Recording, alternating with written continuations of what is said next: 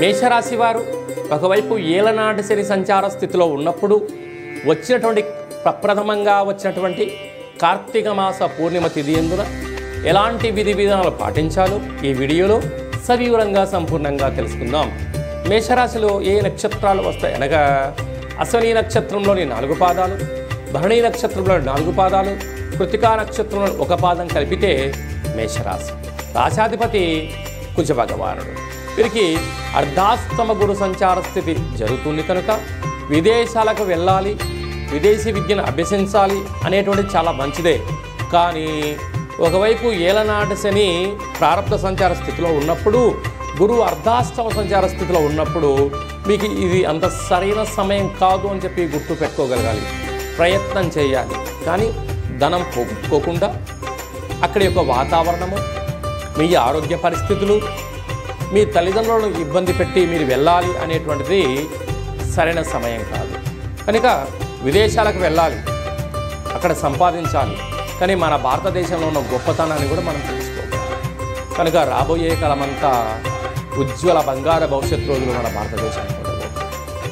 గ్రహ సంచార స్థితి చాలా అనుకూలంగా ఉంది కనుక విద్య, ఉద్యోగ, వ్యాపార, రాజ, గజ సన్మాన కార్యక్రమాలకు మేషరాశి వారు సిద్ధమవుతుంది.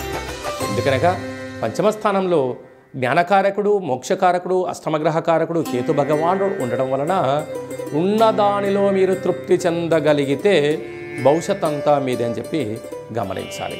అలాగనే 6వ స్థానంలో శుక్రాచార్య భగవానుడు ఉండడం వలన నూతన గృహాలు, వాహనాలు, విందులు, వినోదాలు, నూతన వస్త్రాలు, ఎలక్ట్రికల్, ఎలక్ట్రానిక్ వస్తువుల క్రయ విక్రయాలు యోగదాయకం. సప్తమంలో రవి భగవానుడు శత్రుస్థానంలో సంచరించడం వల్ల ప్రేమికుల మధ్య విభేదాలు, భార్యాభర్తల మధ్య ఆటంకాలు, స్వల్ప అనారోగ్యము.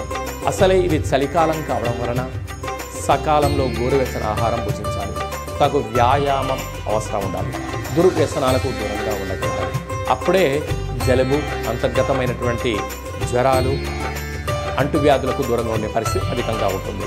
అష్టమంలో కుజుడు స్వక్షత్రకారకుడు అవడం వలన దూరావాయు జల ప్రయాణాలు చేసినప్పుడు ఎన్నో జాగ్రత్త అవసరం.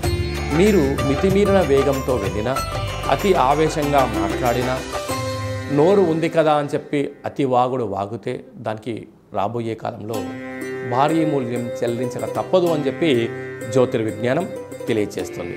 అలాగనే వ్యయంలో శని భగవానుడు ఉండడం వలన నదీ స్థానానికి వెళ్ళినప్పుడు, జలాలలో దూకేటప్పుడు, వాహనాలు నడిపించేటప్పుడు చాలా అప్రమత్తత అవసరం.